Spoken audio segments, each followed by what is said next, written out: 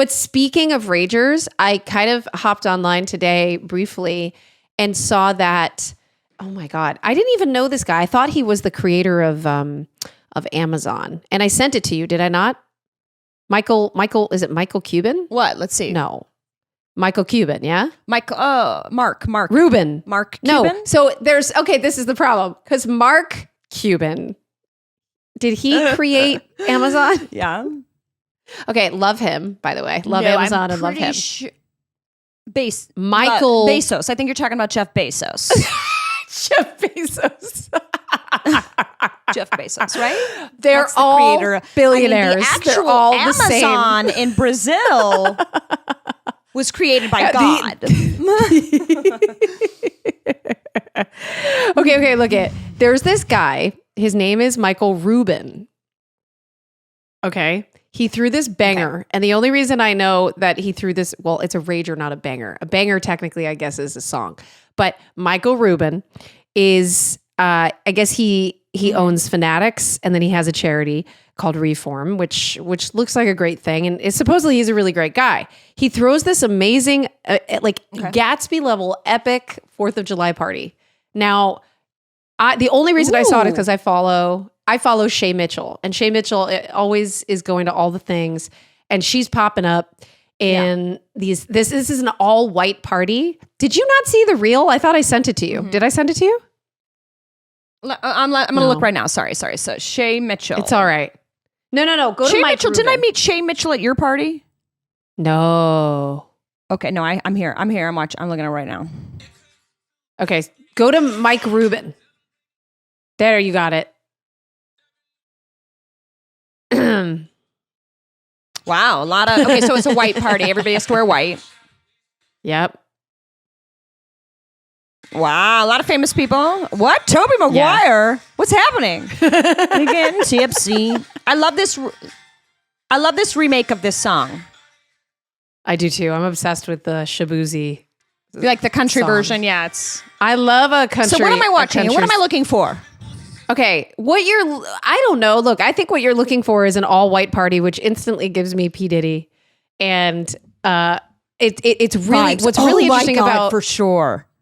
And what really is interesting to me is when you go and read the comment section of this party and how split people can be about how much money is at that party, but people can't end starvation. And so, there's that thing. And I thought you, of all people, would think that way when seeing parties like this. And then I think to myself, okay, someone else in the comments was like, this guy, Jeff Bezos, Mike Rubin, he's worked really, really hard. He's a really good guy. I'm really happy to see him, living his life. Like there is Flourish. like the hate train versus like the understanding that when somebody makes it, you can't hate everybody who makes it. It's just the white party gave me the ick because of P. Diddy, but he doesn't own white parties. No, you're right. Yeah, that's so funny. For sure.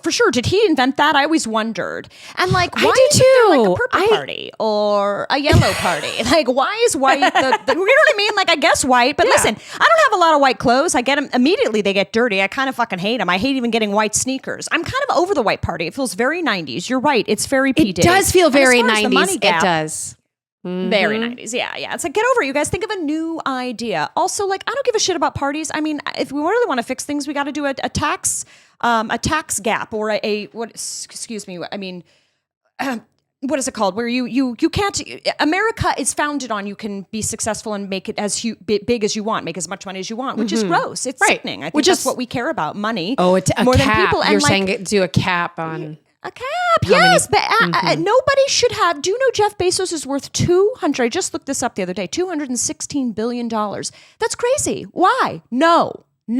I wonder how much this guy, so here's the thing though, what I find interesting is how much, I don't know how much this guy's worth, but he had so many famous people there. Like it was insane. It was like crazy how many people he had from all walks of media and fame.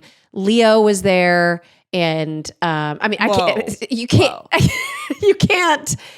even say how many names I'm are at looking this right party, now. Every I see. I just turned down Camilo Cabello, Drake, some football guy. The guy with the gap in his teeth. Jay-Z. That's going too fast. Jay-Z. Toby Maguire. Yeah, Basically, Jay-Z. Obviously, there was my gosh, so many only artists, so many famous singers. people. There was only famous people at this party, is what I'm giving. What I'm hearing. Yeah. So I'm you're seeing. saying like, how does he know all these people?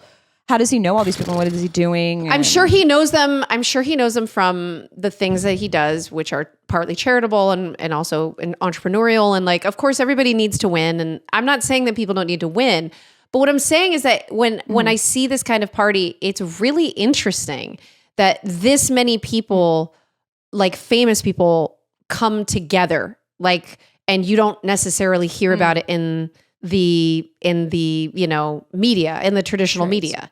And so and then it was really interesting. One of the comments said, this is where crazy stuff happens. Like at parties like this is where some of the ugliest stuff in Hollywood happens. And so I'm kind of like, they're not wrong. It's a little conspiratorial, but like, again, the white party, like how we thought those white parties that P. Diddy was throwing were like totally cool all through, like you said, the 90s. I don't know. It's just giving something, something's amiss with it. I don't know. Drugs. To me, it's wait. Are drugs really big? It's giving drugs. Are they as big as I think they people still say they are? Yeah.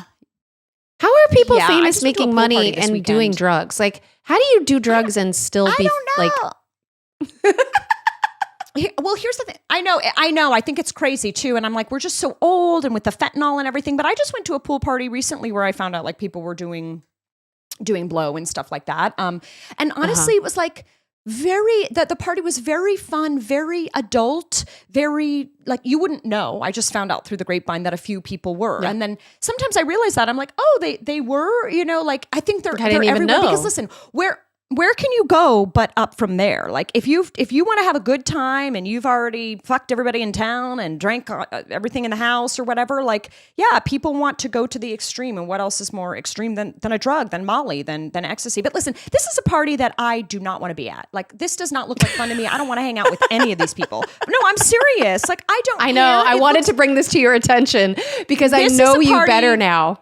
Mm-hmm. Yeah, this is a party that Jeffrey Epstein would come back from the dead for. Like truly, like no thank you. No thank you, P. Diddy. Right. I know he wasn't there, but no thank you. He was there in spirit. That's because of the white party. I know. And listen, I'm sure that this guy is probably not nearly as bad as much as we know right now. But it just seems like that many celebrities just gives me the ick. And it's not because like, oh, well, you bitches aren't invited. And of course, people in the comments are like, oh, I wish I was invited. My invitation was lost. You know what I'm saying? Like that kind of thing of like, are you just criticizing it because you wish you were invited? I'm like not having any, and that's the thing. If you were invited to this party, are you saying that you would not go? To make a point to yourself, or would you go? Why would I go? I don't drink. I'm not really into any of those artists. It seems like it would cost me a lot of money to find a white outfit that I would eventually probably have my period on. Honestly, it doesn't sound like fun.